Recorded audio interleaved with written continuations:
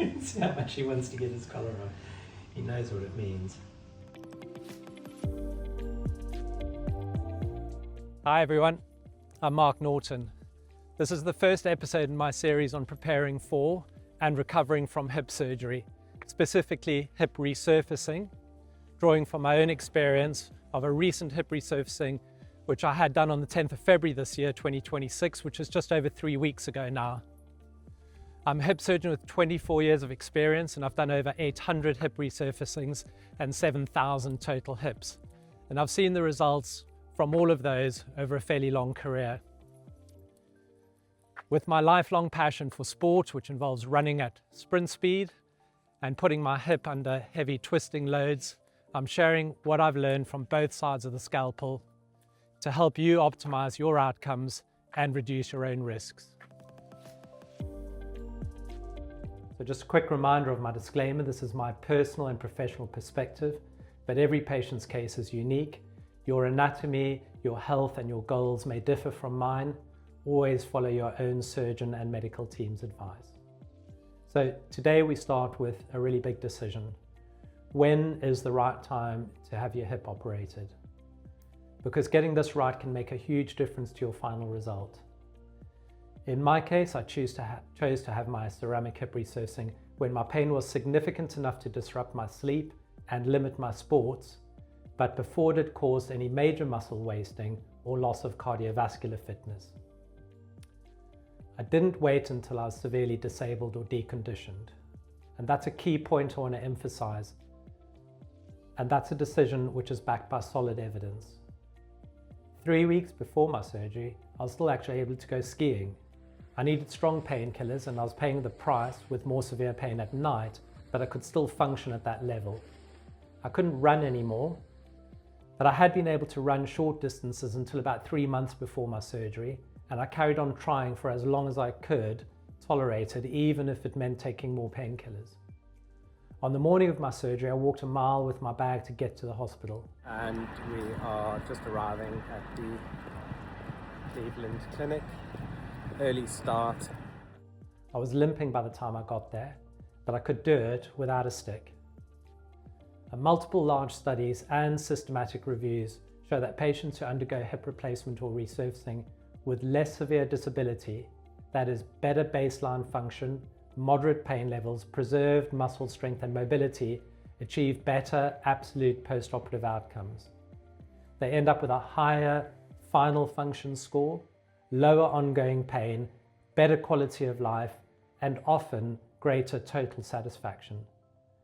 So what's the evidence? Well, there was a landmark paper in 1999, which has been echoed in later reviews also, that found that patients with worse preoperative physical function just didn't reach the same postoperative levels as those starting from better baselines. Even though the more disabled group improved proportionately more, they never got as good as the group who started out better. Systematic reviews up to 2025 confirm that worse preoperative function predicts poorer absolute postoperative pain and function at 6 months all the way through to 5 years post-surgery. And this is again confirmed in international registry data from Australia that links lower preoperative scores to lower post-operative scores and higher levels of dissatisfaction. So patients with moderate symptoms like pain affecting daily life, sleep and sport, but with good preserved strength, often end up with near normal function post-op. While people waiting until they have severe disability with muscle wasting and major limitations lead to tougher recovery, and this can cap the level of the potential gain. So what's the message? Is don't rush in if conservative measures such as physio, painkillers or injections are still working for you and you're able to function fairly normally. But don't delay excessively once your quality of life is consistently impacted to the point that you're reducing your normal activity levels. Waiting too long risks muscle loss, cardiovascular deconditioning, weight gain, and poorer final results.